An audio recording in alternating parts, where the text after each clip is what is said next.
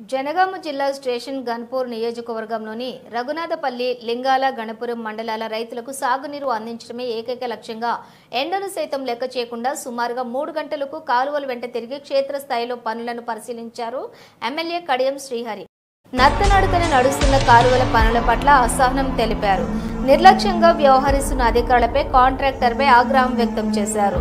పనులు ఎన్ని రోజులలో పూర్తి చేస్తారో సాయంత్రంలోగా రిపోర్టు ఇవ్వాలని అధికారులను ఆదేశించారు. ఒక పక్క నీళ్లు లేక రైతులు పంటలు ఎండిపోతుంటే పనులు చేయకుండా కుంటి సాకులు చెబుతున్నారని మండిపడ్డారు. చేసే పనులలో సైతం ప్రమాణాలు పాటించడం లేదని, ఇలాగైతే అధికారులకు కాంట్రాక్టర్కు నోటీసులు జారీ చేయిస్తారని ఫైర్ అయ్యారు. గత 18 ఏళ్లుగా ఒకే కాంట్రాక్టర్ ఎందుకు కొనసాగిస్తున్నారని అధికారులను ప్రశ్నించారు. డిఈఈ స్థాయి అధికారులకు ఒక ప్రధాన కాలువ కింద ఎన్ని ఉప కాలువలు ఉన్నాయి, ఎన్ని తూములున్నాయి, ఆ కాలువ నీటి సామర్థ్యం ఎంత ఆయకట్టు ఉంది అనే కనీస అవగాహన లేకపోవడం సిగ్గుచేటని అన్నారు.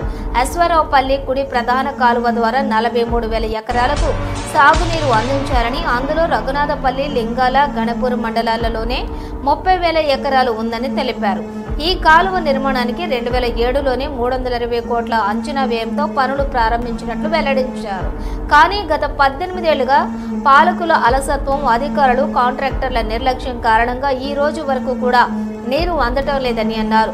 అశ్వారావుపల్లి కుడి ప్రధాన కాలువలోని 24 ఉప కాలువలు ఉన్నాయని, ఇందులో 20 లీటర్ల ఉప కాలువ పెద్దదని, ఈ 20 లీటర్ల కాలువ ద్వారానే జీడికల్, గుమ్మడివల్లి, సిరిపురం, రామచంద్రగూడెం వరకు నీరు చేరాల్సి ఉంటుందని వివరించారు. కానీ కొన్ని చోట్ల భూసేకరణ పూర్తి చేయకుండా మరియు చిన్న చిన్న అడ్డంకులను సాకుగా చూపుతూ పనులను నిలిపివేశారని తెలిపారు. నేను ఎమ్మెల్యేగా ఎన్నికైన తర్వాత గత ఏడాది నుండి అనేక సమీక్షలు నిర్వహించి పనులు ముందుకు తీసుకువెళ్లే ప్రయత్నం చేస్తున్నానని వెల్లడించారు. కాంట్రాక్టర్కు బిల్లు సైతం ఇప్పించి పనులు చేస్తున్నానని అన్నారు. 15 లీటర్ల నుండి 20 లీటర్ల వరకు కాలువల పరిశీలనలోని కాలువలలో పూడిక, చెట్ల తొలగింపు, తూముల ఏర్పాటు, కాలువల ఏర్పాటు పనులను గుర్తించినట్లు తెలిపారు. ముఖ్యంగా రైతులు కాలువల ఏర్పాటుకు సహకరించాలని కోరారు.